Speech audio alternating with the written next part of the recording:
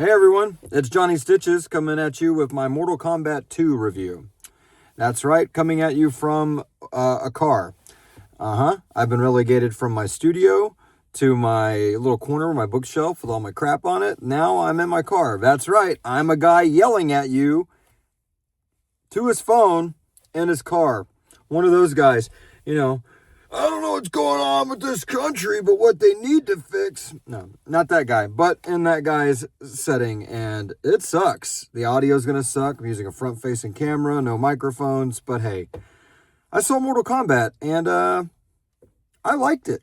I liked the second one. Wasn't the biggest fan of the first one for most of the reasons most people weren't. No edits, baby, that they weren't. So I didn't really care for the Cole guy. I didn't like the fact there was no Mortal Kombat tournament in Mortal Kombat. And they fixed a lot of my issues with the first movie and this movie. Don't want to do any spoilers, but there is some Mortal Kombat stuff. And they did some pretty dramatic growth for the Cole character. So, I got to make sure I don't mess with stuff in my car and get distracted. Be one of those kind of review guys. So I would normally throw my fancy letter grading over in this area. But I would say it's a B-. I mean, it's worth seeing in a theater. It's really cool. It's big, fun, goofy movie. Doesn't take itself as serious as the last one. Kano, again, he's in this movie. That's kind of a spoiler. I'm sorry, but he was one of the best characters in the first movie, and the way they bring him back in this one is great. So no spoilers on how that goes down, but you'll enjoy it.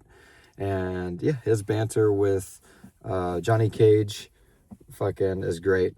Johnny Cage has been centered a lot around this, with it being, Butcher, and he fucking takes a shit ton of jabs at the Lord of the Rings stuff, so you'll enjoy that, But he's good in the role, but I still think Kano steals the show. It is the Katana story, and she's kind of got like this Thanos story.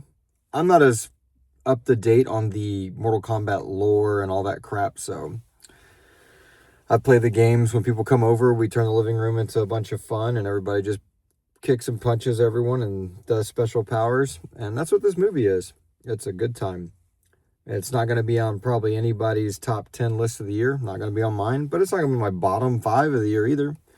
Hopefully, unless every movie I see from here on out is amazingly great. If you're a fan of the Wackadoos, you'll know that I'm really, really not that excited for Mandalorian and the Groglet.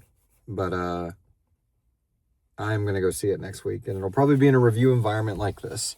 So I haven't done a review since, I guess, Hail Mary, because that was the last movie I saw, was Project Hail Mary. And I'm not going to be seeing a whole lot of movies this year, which really, really sucks, because I love movies. I'm into movies. Movies are my thing. And I'm in my car because I'm working like 3 jobs right now. A lot of changes came up in the family.